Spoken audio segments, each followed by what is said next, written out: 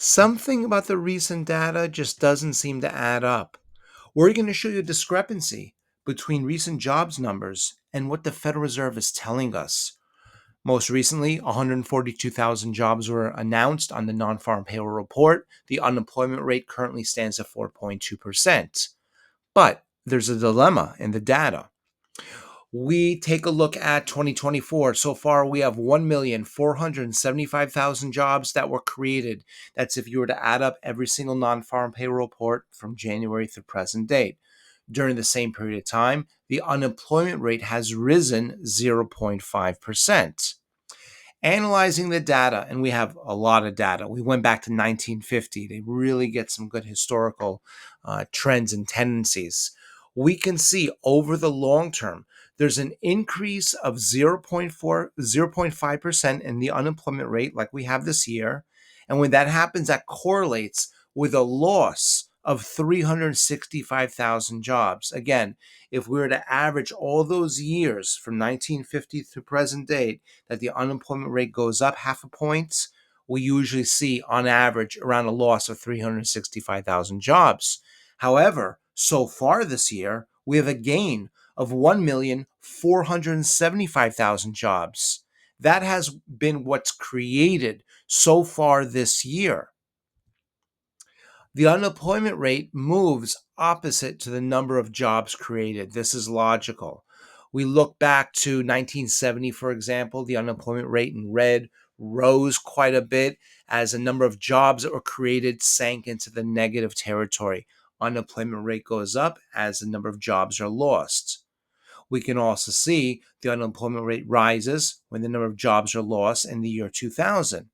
More recently, 2015, we saw the unemployment rate drop as the number of jobs that were created increased and improved. That's very logical.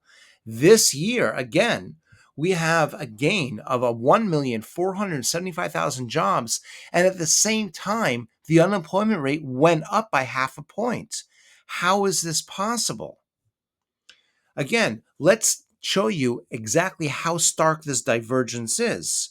Right now, we have around a half a point increase in the unemployment rate. Given that half a point increase, we would expect job losses. But given the current rate of increase in the number of jobs, we should have seen the unemployment rate drop this year. We should be around the 3.6, maybe even 3.5% level.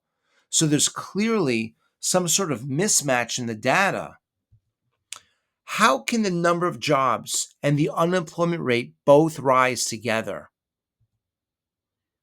Well, the answer, multiple jobs. Multiple jobs have become a necessity. In red, that's the average multiple job holders. In blue, that's the unemployment rate. And we've now risen to historic levels. This counts again in red the number of people that now hold multiple jobs. Technically, it's someone with a primary full time job and then a secondary part time job. And that number has increased quite a bit. So, this is how the two numbers are able to rise together. The economy on the surface, it looks like it's not doing so well. The unemployment rate is rising because there's not as many people in the workforce. However, those people that are in the workforce, maybe as a result of inflation, now have to supplement their income and now they have to hold multiple jobs. So we actually have two negatives going on at the same time. There's less people working, and the people that are working, a lot of those need multiple jobs. Multiple jobs also tend to rise before a recession. In red, we can see here that's the number of jobs created. That's our non-farm payroll number. In blue, that's the average multiple job holders. Notice the area that's circled. That's 2004 through 2006. So certainly that was a very strong economy. And we can see during that period of time, the number of jobs created increased. That's good.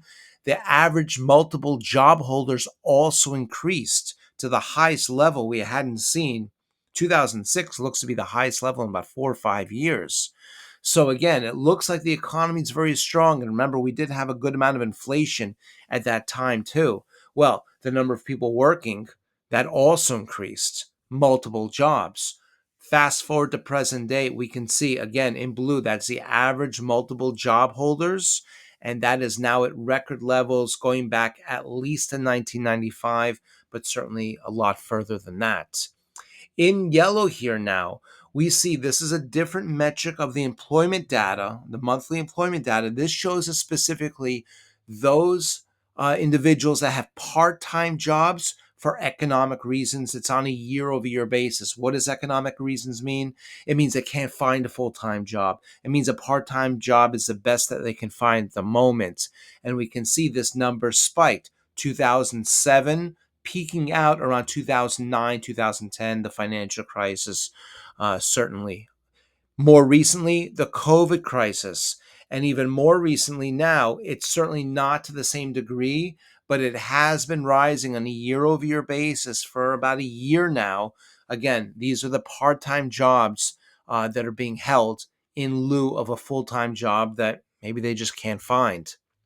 Speaking of the unemployment rate, it is calculated simply by taking the number of people that are unemployed and dividing it by those employed and unemployed. There's a little bit more, complicated math that goes along with it, but that's essentially what we're looking at. The number of people out there that are not working. Well, it's calculated by the Bureau of Labor Statistics. They actually produce the unemployment rate 4.2% that we know.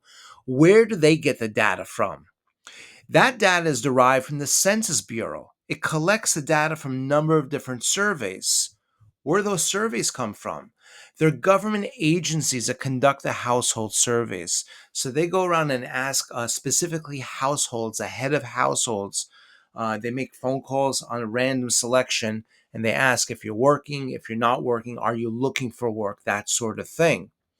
Keep all this in mind because during the last Federal Reserve meeting, Jerome Powell, during the statement afterwards, one of the reporters asked him, well, aren't you concerned about the rise in unemployment?